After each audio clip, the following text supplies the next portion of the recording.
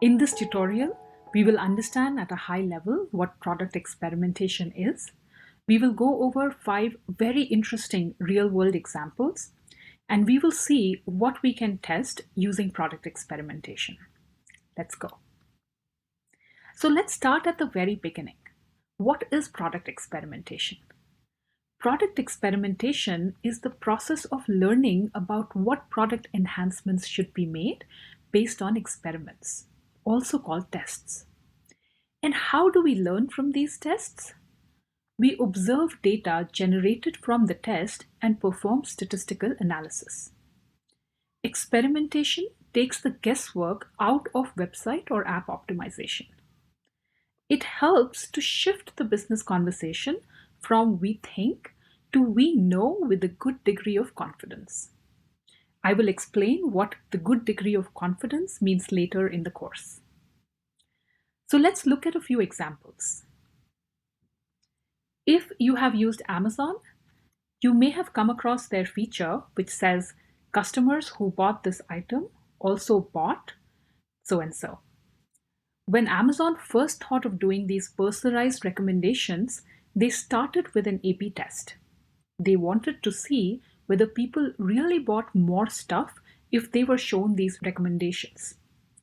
Since we know that they launched this feature, it shouldn't come as a surprise that the A/B test showed there was a significant increase in revenue from these personalized recommendations. The second example is from Airbnb. Back in 2014, when Airbnb was still in their early stages, they wanted to understand the impact of incentivized reviews on their business.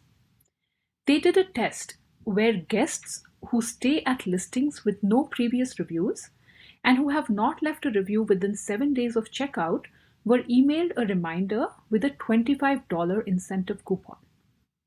The results showed that the incentives were effective in increasing the rate of reviewing by 14 percentage points. However, when looking at a 3, 6, and 12-month period, there was no meaningful difference in the number of bookings, booking value, or revenue.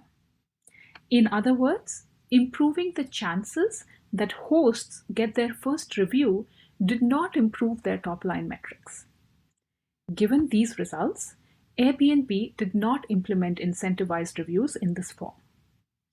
This is an interesting example as the results kind of go against our intuition and what we would expect. It also shows the importance of not just analyzing a single metric, but tying the impact of the test all the way to the top and bottom line of the business. Airbnb did more analysis into the test results, and they realized there was a phenomenon called review bias at play. Unreviewed trips tend to be poorer experiences.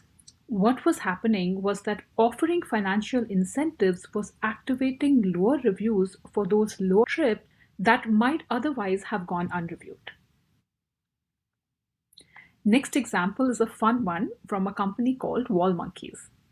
If you're not familiar with Wall Monkeys, they sell really creative wall decorations for homes and businesses. Wall Monkeys wanted to optimize its homepage for clicks and conversions. It started with its original homepage, which featured a stock style generic image with a headline overlay. There was nothing wrong with the original homepage. The image was attractive, not too distracting. The headline and the call to action, which is also called CTA, seemed to work well, but they wanted to see if there were opportunities to optimize further. So first, they created heat maps and scroll maps to understand which parts of their homepage were getting greater activity. Orange or yellow color here denotes higher activity. As you can see, there was a lot of activity on the headline, the CTA, the logo, and the search and navigation bar. They then ran an A/B test where they exchanged the stock style generic image with a more whimsical alternative that would show visitors the opportunities they could enjoy with Wall Monkeys products. Conversion rate for the new design versus the control were 27% higher. But they didn't stop there. They kept on testing with more variations. When they increased the size and polished the design of their search bar, it gave them even better results. The conversion rates increased by a whopping 550%. Next, let's look at the example of Earnest, which is a fintech company. They have a few financial products, but their core product is student loan refinancing. As part of their application process, Earnest collects social security number from their users. They use this info to do a soft credit inquiry, which helps them assess the creditworthiness of the applicant, meaning how risky it is to extend a loan to the applicant. Now, this step was a bottleneck for them, even though they had always stated that this information is kept confidential. But when they added the words, "We value your privacy," conversions to the next page increased 15% and flowed down the funnel to the client's final application submission. Now, 15% may not sound like a big number, but depending on the business model, customer traffic volume that the business is dealing with, or where in the customer funnel we are, 15% can imply a huge impact. Okay, let's move on to the next example. If you live in the US, you might have heard of Humana through their TV or other commercials. For those of you who haven't, they are a health insurance provider. Humana created a fairly straightforward A/B test that gave them huge results. So the company had a banner with a simple headline, a call to action, also called CTA, and an image. They wanted to increase their click-through rate, or CTR. CTR in this example is nothing but the percentage of people that click the CTA button out of everyone that saw the banner. So the conversion looked good as is, but they suspected they could improve the click-through rate by making some simple changes. They were right. The initial banner had a lot of text. There was a number in the headline, which often leads to better conversion, and then they had a bulleted list with a few lines. That's pretty standard, but it wasn't giving Humana the results they wanted. The variation that they tested reduced the copy significantly. The CTA was changed from "Shop Medicare Plans" to "Get Started Now." They also changed the image and the color scheme. Simply cleaning up the copy and changing the picture led to more than 433% increase in CTR. After changing the CTA text, the company experienced a further 192% boost. Now that we have looked at a few examples, let's look at what you should test on your site or app. There are 3 key categories that you can test. You can test new feature releases, like we saw in the Amazon example, changes to existing features. We saw in the case of Earnest how adding a text, "We value your privacy," increased the conversion rate. Or you can test changes to your UI or user interface.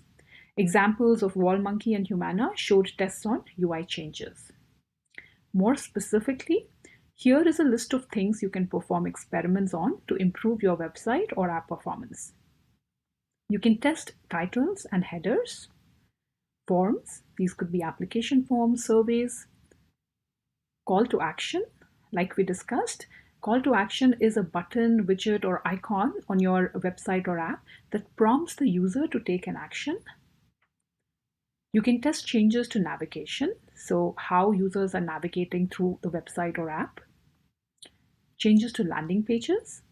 These are basically web or app locations where users land after clicking on a marketing campaign. Page structure, which means how items are organized on the page.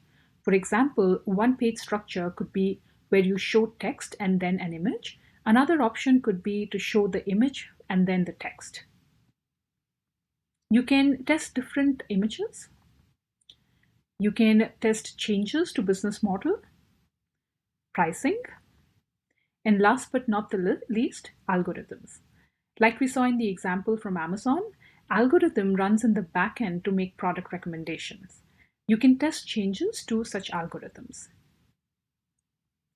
So to summarize, we learned what product experimentation is at a high level. We went through some examples to get a flavor for things. And last but not the least, we understood what items can we test to make our website or app more efficient. So there it is. That was a quick intro to prepare you for all the rich content in the world of product experimentation that you will be learning in this course. I'm super excited for what's coming. See you in the next tutorial.